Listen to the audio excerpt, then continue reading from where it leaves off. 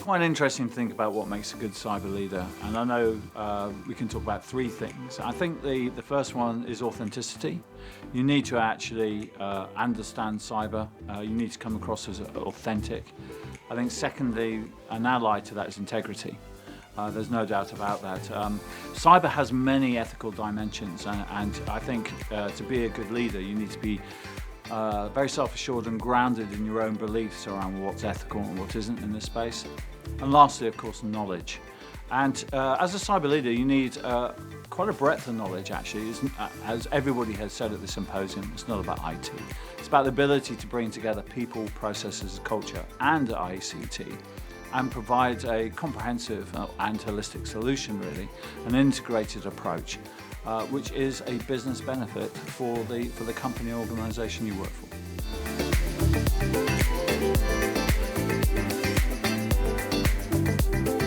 Developing cyber leaders is a real challenge for the industry, in fact for business and government as a whole. And the reason being is, for many organizations, there doesn't exist a defined career path yet to become a cyber leader.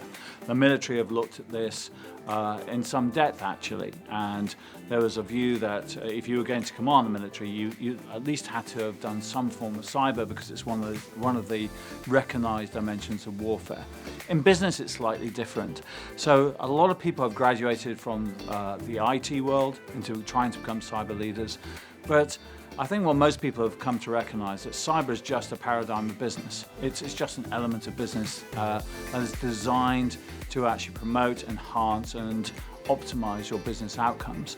And with the best will in the world, coming from a pure IT background, you aren't necessarily going to understand the drivers of business and commercial.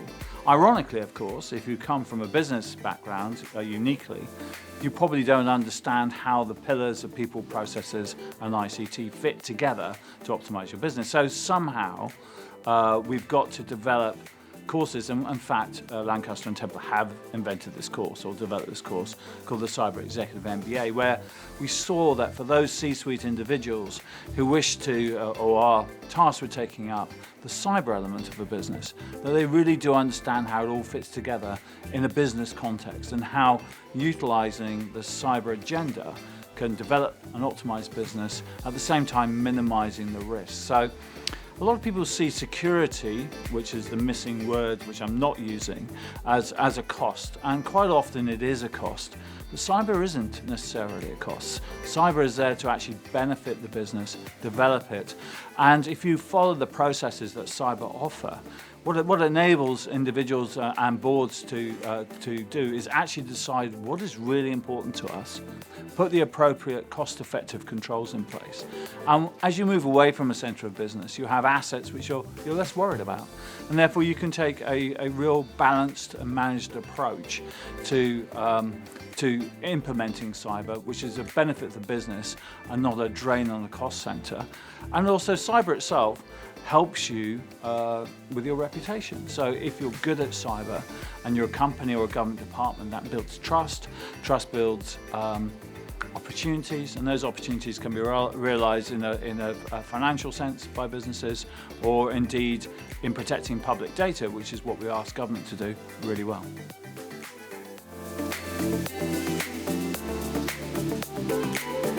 As a cyber leader, I would want and encourage anybody who wishes to get involved to get involved. The one thing I would say is, and many boards have found out, that cyber is never done.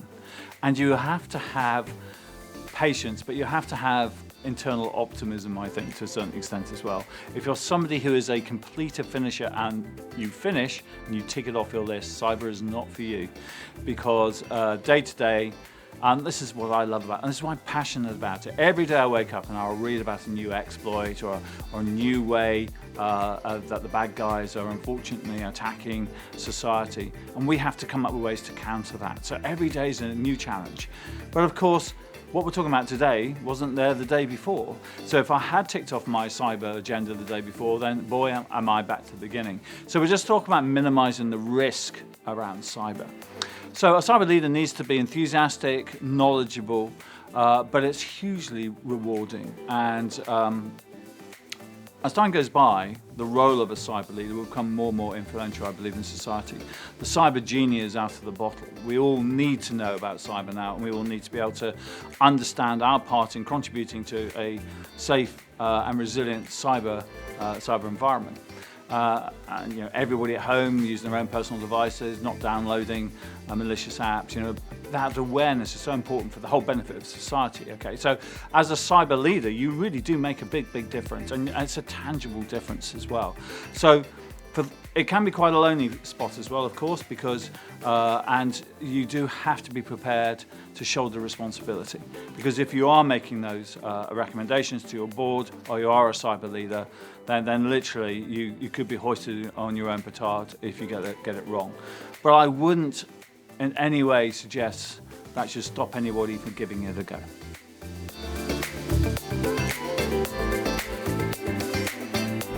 A cyber leader really needs to understand risk management. So this enables him to obviously optimize outcomes of the business while minimizing the risks that the business is facing. But it's not just a question of threat times vulnerability equals impact. That's a very simple phrase which a lot of people do around risk, because 2 and 2 in the cyber world rarely makes 4, we have discovered.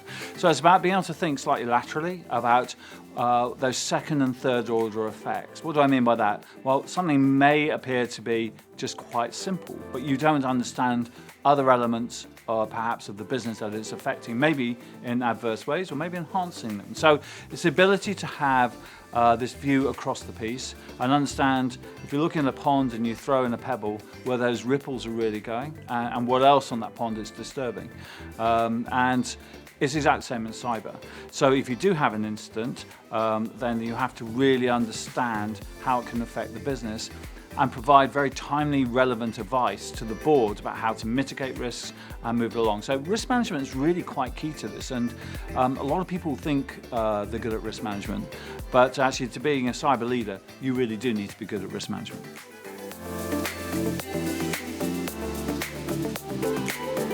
These events are absolutely invaluable for cyber leaders, and in actual fact, I think you'll find in the UK, this is the only cyber leaders event, and hence the reason why the quality of people that we've come through. Leadership is a lonely spot, and many people have written about the loneliness of leadership in this space. So it's very good for cyber leaders to be able to come together, talk about their own personal journeys, and at this particular conference we concentrate on getting leaders from different critical national infrastructure sectors. So we have maritime today, we've got health this afternoon. A lot of the principles around cyber leadership will be common to both sectors, but they have unique environments. And as was mentioned this morning, we had a very interesting brief from a lady from the Moroccan cabinet office there, and she was really talking about how the courses that she was buying, sort of generic courses, had to be tailored to a very unique Arab-French environment. And whilst it's not as exotic in the UK, although we are up in the north, of course, while it's not as exotic in the UK, it does have to be tailored for the sector. So health will have different drivers and issues to maritime and to energy providers or to banking. So there is nuances, and those nuances are really important to capture. And of course, some of those nuances may not have registered at all as a cyber leader in a different sector, never even thought about it. And it may be something that cross-fertilization of ideas will actually make them a better leader. I also go back to loneliness, because actually a lot of people feel that they are in the boat just by themselves. They look around, there are no crewmates helping them along. So this actually, again, builds up cross-sector relationships where people, in a safe place for people to come and discuss ideas. My mantra has always been, there are no stupid questions in cybersecurity, and I think that's a really important piece of advice for leaders as well. There's always a tendency, if you're in a leadership position, there was a pressure almost not to admit that you don't know what's going on, and you sit and just not, oh yeah, I'm really sure. Where in actual fact, perhaps you're not. So this gives an opportunity for people to be really honest and a very safe environment. Say, well, I haven't got scoobies about that, but thank you very much for explaining it, and I can now take that and use it. And this is the only event where that takes place. Hence the reason this year we've seen our numbers increase, the interest increase, the social media interest increase, and also the number of people who wish to take part also increase, who are high caliber leaders who felt, actually, there isn't anything else out there for me. So fantastic. We had a very great talk from Claire Fry, who is Director of Digital at the Ministry of Defence.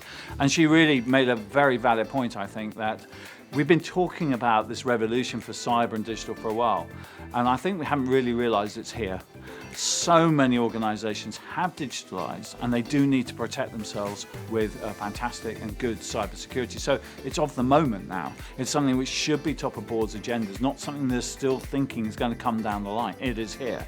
And I think that needs to be managed, and that needs to be understood.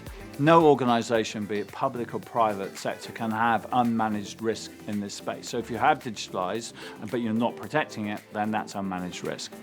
So I think it's arrived, I'm pleased to say. The genie for cyber is out of the bottle. We're never going to go back unless there's a great book by Robert Harris called Second Sleep, and I don't know if people have read it, but it's based after a catastrophic breakdown of cyber, when mobile phones, nothing works, and it's about how people are struggling to go back to a life before cyber. And it really opens your eyes to how much cyber has given us and how much digital has given us in today's environment. But it doesn't come for free. There are costs with managing it properly, and unfortunately we always have bad actors who wish to exploit any lack of security around the digital agenda. So this is the time for cyber leaders to step up, to be counted, and to do a great job. All organisations should be really focusing now on developing cybersecurity skills throughout the whole of their organisations, be it public or private, or even academia actually. We're sitting here, and in the press at the moment, it's a university not too far away from here, Manchester, which has absolutely been hammered in terms of cybersecurity. So nobody's off limits to this. And if you think about it, if you use the internet, there are so many automated, we call them bots, automated bits of malware, which can attack any organisation if you connect to the internet. So it's a subject for everybody. Everybody should be worried about cybersecurity. Everybody should embrace the good practices to protect themselves and their individuals.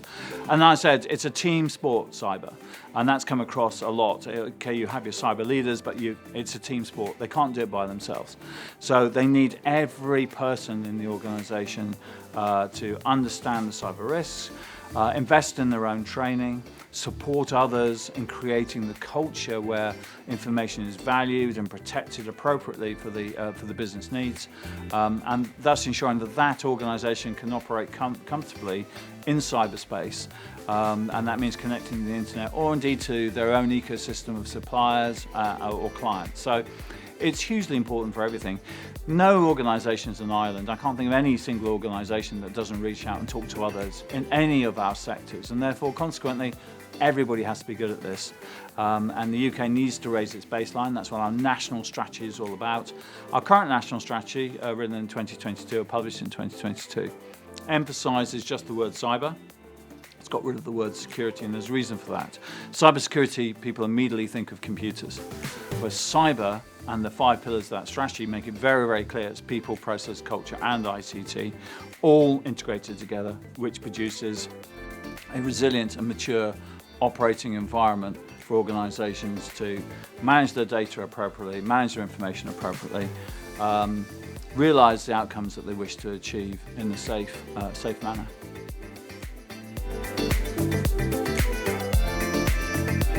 For me, as one of the founders of the Cyber Executive MBA, along with my colleague, Professor Dan Prince from Lancaster University, it's hugely important that this type of course is available. So why do I say that? Well, we have discovered over a period of time that many of our boards really are of a different generation, if I'm being quite honest. My generation, in actual fact, where when I was at home I had one telephone, I used to fight with my sister to use it. It was always in the hallway, which was cold, so it meant I wouldn't spend too much time on it, if those listening to this can remember that. But now, of course, we're the leaders. But we have a workforce who literally spend half their life in cyberspace. They seem to be born with a mobile phone in their hands. I'm not sure if that's true. I often wondered if I should wander around the maternity ward to see if it's true. But they just see things differently, and they have different pressures. Well, we never had social media pressure when I was younger, and it's a different beast. Most of our organisations are made up of these different beasts, but we ourselves are a different generation. We're not digital natives by any stretch of the imagination. In my personal experience in business, and indeed in government, we came to the conclusion, actually, that our boards are getting a little bit divorced from cyber, and cyber started to gather its own mystique, which boards were finding it hard to really understand and get their fingers into, and what was really tangible about it. So we have specialised for many years, Templar, in delivering board-level training to demystify cybersecurity and put it into business speak. But that wasn't enough, and we realised that wasn't enough. So we wanted to develop the Cyber Executive MBA with Lancaster, and I was asked the National Cybersecurity Centre who is the best university that we could work with, and Lancaster was the one which were recommended to us, which really hurt because I'm an Oxford man, but there we go.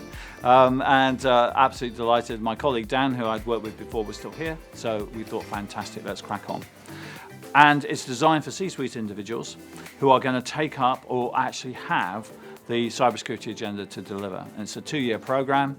It's it's a proper MBA, so it's run out of the management school here at Lancaster and meets all the criteria for an MBA. So it's not a module taught on cyber on an MBA. The whole thing is focused. Every single module has a cyber focus, cyber lens to it, and Templar provide 49% of all the teaching time.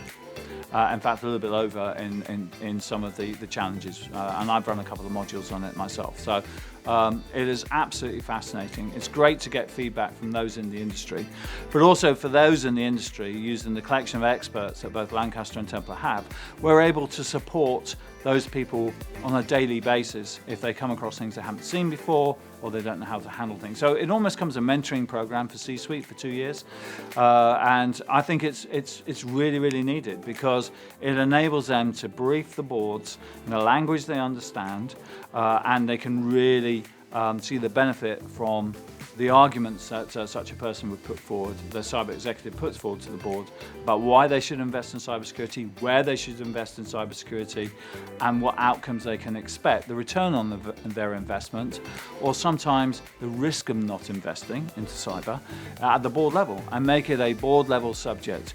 As I said before in an earlier question, it's here, and we need to handle it and deal with it. And the Cyber Executive MBA is the only thing available of an MBA nature, a proper MBA on this subject. It's a world first. It's been accredited by NCSC, and we're immensely proud of the achievement.